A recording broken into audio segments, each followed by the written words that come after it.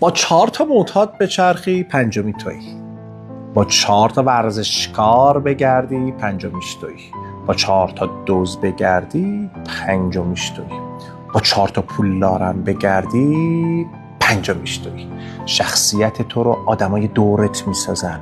طرز تفکرت، حرفات، رفتارت، همشون تلفیقی از آدمای اطرافی هن که بیشترین زمان رو باشون میگذرونی.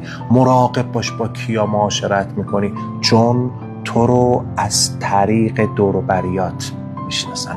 حتی اگر کارهای اونها رو هم تکرار نکنی، بقیه فکر میکنن تو اون کاره ای.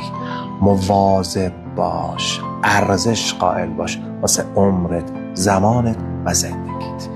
این ویدیو رو واسه 5 تا از دوستای خوبت بفرست و اگه دوست داری هر روز یه چیزی یاد بگیری که تو زندگیت اوضاع مالی و روابط و کیفیت زندگیت بهتر بشه، پیج منو داشته باش.